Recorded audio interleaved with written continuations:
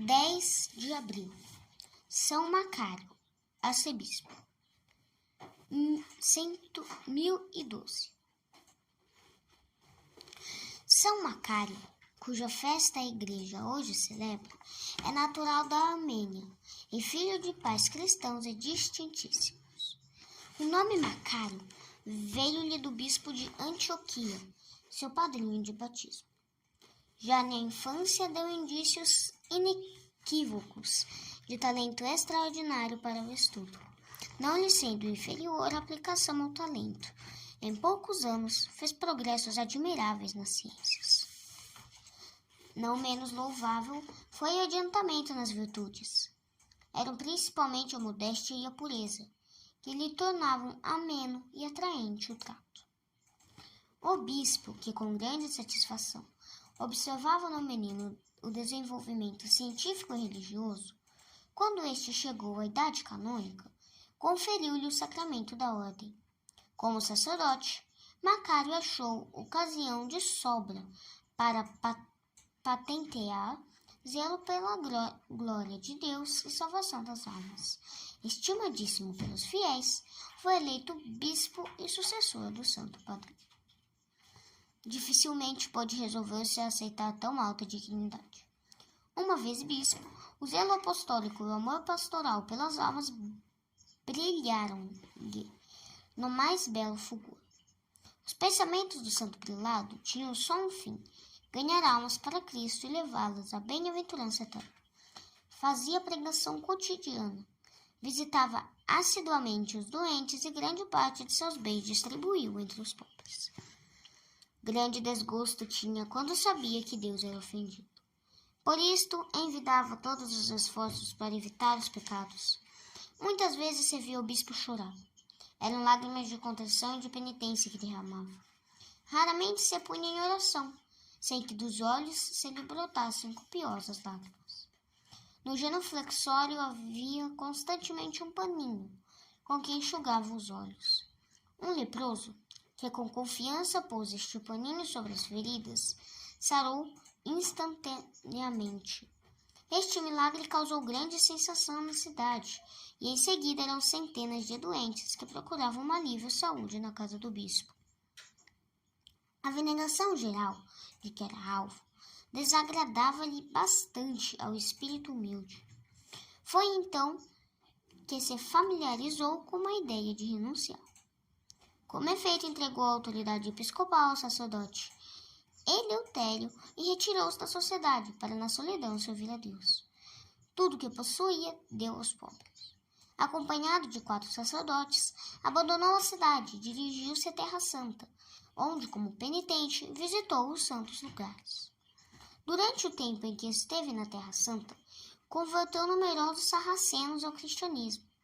Este fato provocou o ódio daquela nação inimiga, que acumulou de injúrias o santo bispo, e não descansou enquanto não o tivesse nas mãos, para à vontade poder maltratá-lo.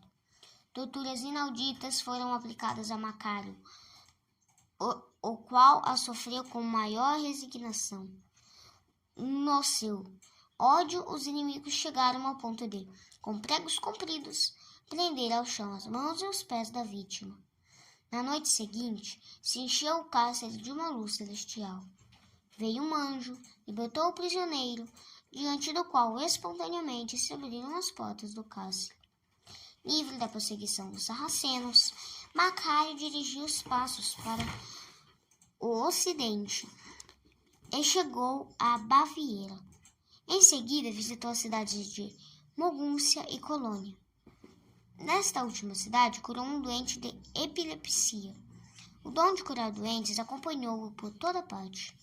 Na Holanda, o nome de Macário é de grata memória. Em Malines extinguiu, pelo sinal da cruz, um grande incêndio. Em outras cidades, lhe bastou a presença para que se terminassem graves litígios. Grande veneração tinha as relíquias dos santos, das quais levava sempre algumas consigo.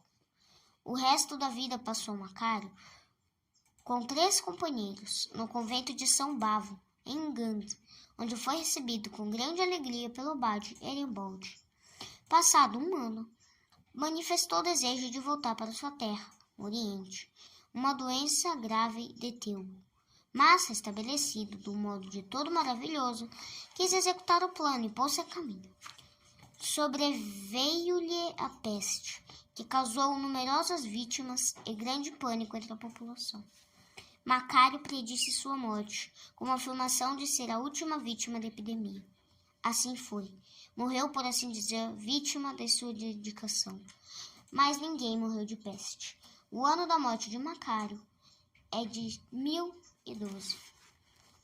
São Macário era zeloso venerador dos santos. A intercessão dos santos valeu-lhe muito perante Deus. O culto dos santos tem a aprovação e a recomendação da igreja, e não é nenhuma idolatria, como